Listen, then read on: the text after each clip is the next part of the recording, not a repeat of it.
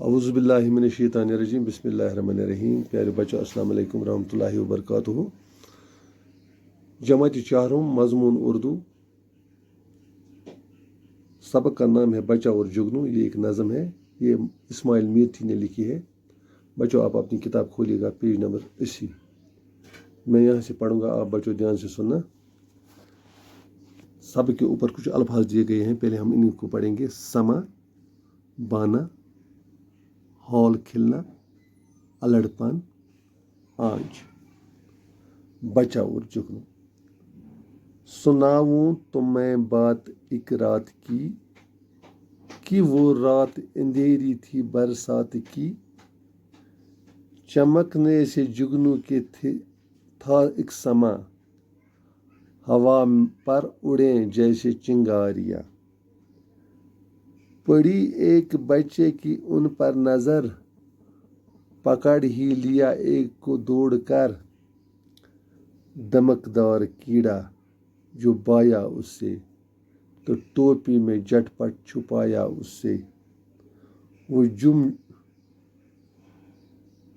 جم چمکتا ادھر سے ادھر، پھرا کوئی راستہ نہ پایا مگر.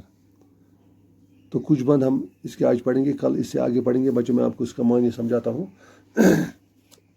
بچوں اور جگنو یہ ایک نظم ہے، یہ اسماعیل میرٹھی نے لکھی ہے، جو ایک بہت ہی بڑی پائی کے شاعر تھے. بچہ اور جگنو، اس کا جو ٹائٹل ہے، جو اس کا نام ہے، وہ ہے بچہ اور جگنو. سناؤں تمہیں بات ایک رات کی. شاعر فرماتا ہے کہ میں آپ کو ایک رات کی بات سناتا ہوں. ایک رات میں کیا ہوا؟ ایک رات جو بچہ اور جگنو کے درمیان جو کنورسیشن، جو گفتگو ہوئی، جو معاملہ ہوا، میں وہی بات آپ کو سناؤں گا. کہ وہ رات اندھیری تھی برسات کی. کہ وہ رات اتنی اندھیری تھی اور رات بھر برسات پڑ رہی، برسات کی رات تھی، اور برسات کی رات بہت ہی اندھیری تھی. چمکنے سے جگنو کے تھا ایک سما. لیکن اس اندھیری رات میں جگنو ایک چھوٹا سا کیڑا ہوتا ہے، اس کے چمکنے سے وہ چمکتا ہے. آپ نے بھی وہ کیڑا دیکھا ہوگا. جب آپ نے رات کو کبھی باہر نکلنے کا موقع ملا ہوگا تو آپ نے یہ کیڑا دیکھا ہوگا. یہ چمکتا ہے. ہوا پر اڑیں جیسے چنگاریاں. جیسے ہوا میں چنگاریاں، جس طرح آگ سے چنگاریاں اٹھتی ہے، اسی طرح ہوا پر ان جگنو کے اڑنے سے جیسے چنگاریاں اڑ رہی تھی. پڑی ایک بچے کی ان پر نظر. تو ایک بچہ جو رات میں گھر سے باہر تھا، اس کو ان جگنو پر نظر پڑی. پکڑ ہی لیا ایک کو دوڑ کر. تو دوڑ کر وہ بچہ گیا اور اس نے ایک جگنو کو پکڑ لیا. دمکدار کیڑا جو بایا اس سے.